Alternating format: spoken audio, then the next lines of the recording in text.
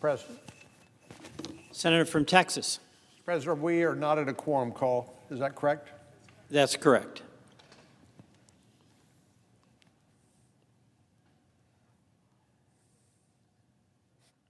Mr. President, my state, the great shares 1,200 miles of common border with America's southern neighbor.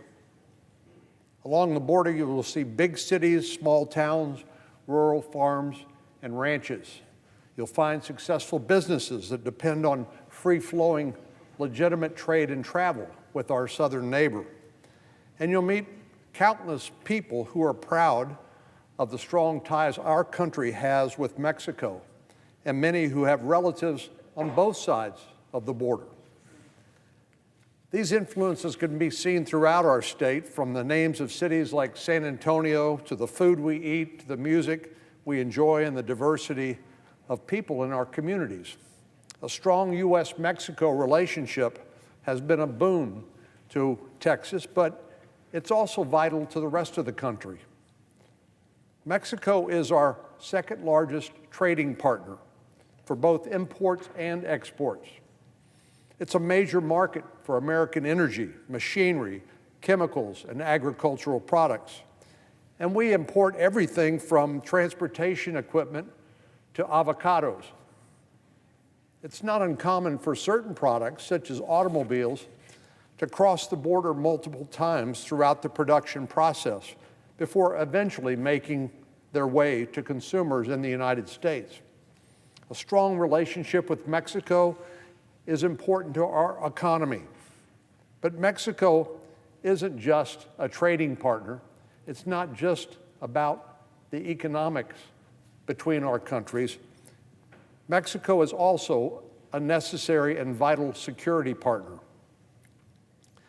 Because our countries share in total a 2,000-mile border and work together to protect the safety and security of our communities on both sides of the border, it's critical that we work in a complementary fashion. The United States has supported Mexico's efforts to counter cartel violence and root out corruption in its judicial system. Mexico, in turn, has worked with the United States to ensure orderly migration and stop illicit drugs from coming into our country. Obviously, what we are doing is not nearly enough on either side of the border. But over the years, our security cooperation has promoted safety and security in both countries. And as the Mexican people are seeing every day, the Mexican government is unfortunately failing to meet its side of the responsibilities. We can see that because people coming through Mexico, coming to the United States, have come in unprecedented numbers, which is a devastating humanitarian and public safety crisis. And then there are things like fentanyl and other dangerous drugs that are being manufactured in clandestine labs in Mexico and smuggled across our border every day. And of course, these same criminal organizations are terrorizing law-abiding citizens in Mexico through their violence and their territorial disputes. And earlier this month, an out-of-control cartel violence incident harmed American citizens who were visiting Mexico. 4 Americans were caught in a deadly shootout and kidnapped, and 2 of those individuals were killed. In the face of these growing problems, the Mexican government has not shown, in my view, enough willingness to work together to address these problems. And make no mistake, this is not something that we can do or they can do alone. We have to do it together. The government of Mexico hasn't expressed adequate concern, in my opinion, over the cartel violence, the drug trafficking, or the migration crisis. Unfortunately, in public, Mexican President López Obrador has underplayed the security problems in his own country. I believe he knows differently based on the conversations we had when the TV cameras were not present. He's falsely claimed that Mexico is safer than the United States. We know that's not true. And he said that Mexico is not responsible for the fentanyl coming into our country. We know that's also not true. It's a well-known fact that the vast majority of illicit fentanyl comes to the United States from Mexico, manufactured by precursor chemicals coming from China. Well, here's the disparity between what you see in public to the TV cameras and what actually happens on the ground. Just weeks before claiming Mexico doesn't have a fentanyl problem, the Mexican government raided what its army described as the, quote, highest capacity synthetic drug production lab on record, close quote. That's what the Mexican Army, Sedena, said. It seized nearly 630,000 fentanyl pills, along with hundreds of pounds of powdered fentanyl and methamphetamines. At that time, President López Obrador said the lab seized by elements of the Mexican Army, that lab had a value of roughly 80 million US dollars. But just a few weeks later, the same government said it had no record of fentanyl production in Mexico. It doesn't take a detective or an investigative journalist to see that the Mexican government is not taking these problems seriously enough. And it's to the detriment of their own citizens. Throughout Mexico, law-abiding citizens are being terrorized by these cartels. Migrants, we know, are being extorted and abused by the very people who are smuggling them up through Mexico into the United States.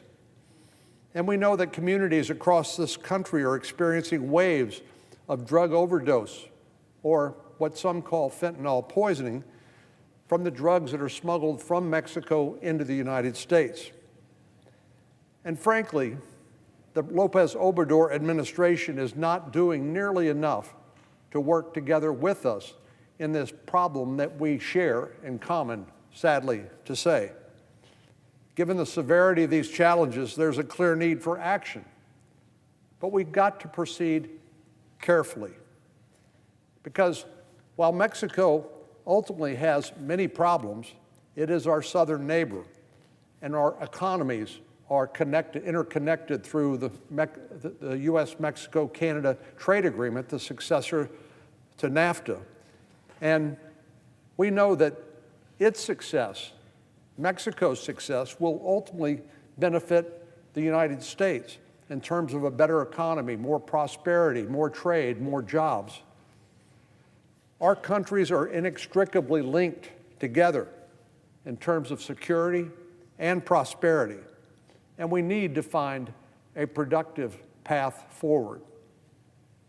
Countering cartel violence will require more cooperation with the Mexican government. Stopping the fentanyl epidemic will require Mexico's cooperation.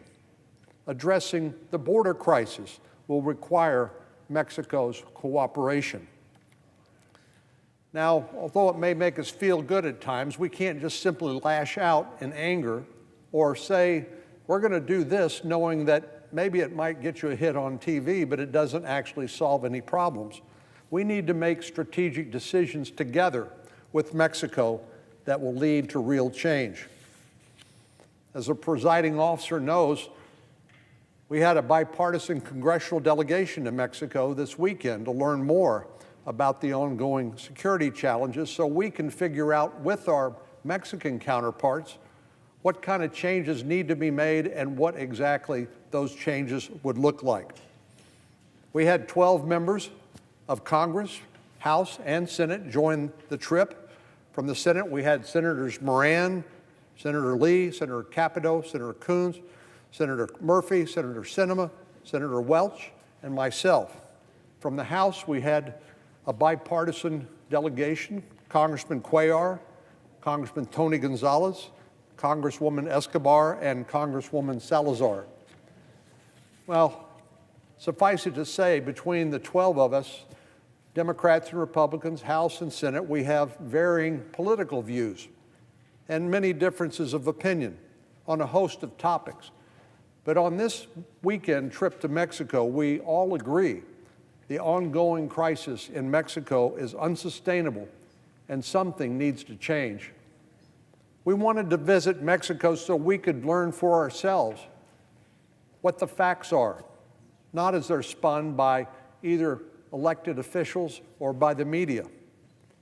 Before you solve a problem, you got to understand the full scale of what you're up against. And that was the goal of this trip. We got briefings from American intelligence officials, leaders from the Drug Enforcement Administration, and others about their work in Mexico. The U.S. Embassy in Mexico is the largest embassy in the world and employs 3,400 people in 9 consulates and the main embassy in Mexico City. We spent some time with our outstanding ambassador, Ken Salazar, a former colleague of ours here in the Senate, who went on to be Secretary of Interior and now serves as our representative in Mexico. Ambassador Salazar was delighted that we could come visit because he knows firsthand the challenges that Mexico faces and the challenges that the U.S.-Mexico relationship create and the importance of finding solutions to those differences and those challenges. I want to thank President López Obrador, even though I've said some critical comments here about how he has misrepresented the security situation in Mexico and the United States. I want to thank him publicly for meeting with us for a total of 4 hours. We not only met with President López Obrador, we met with the entire cabinet. That would be as if a delegation, let's say from Mexico, of 12 senators and House of Deputies members came up and sat down with President Joe Biden and his cabinet for 4 hours.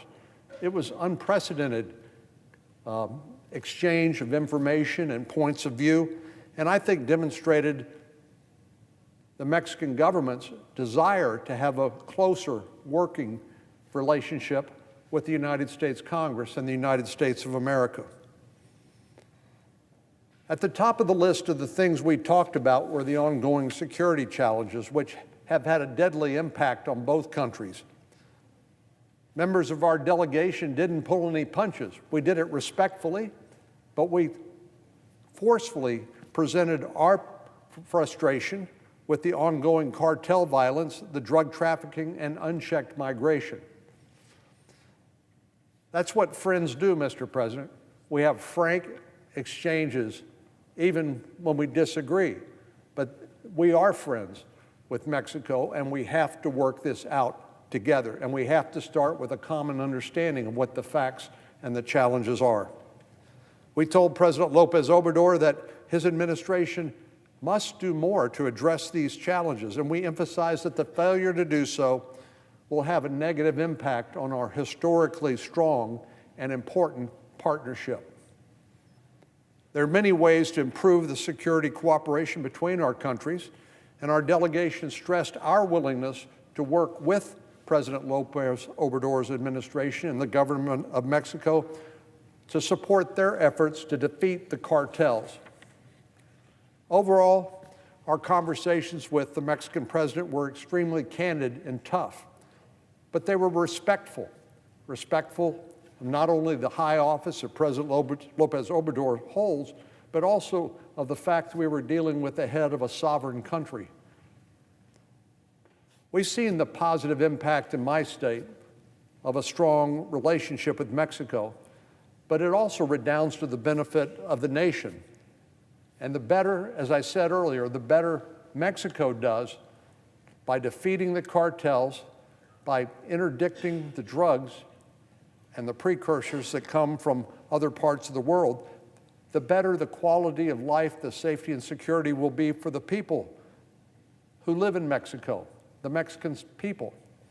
And it will also be to our benefit here in the United States, because ultimately what I believe both countries want are a safe and prosperous country.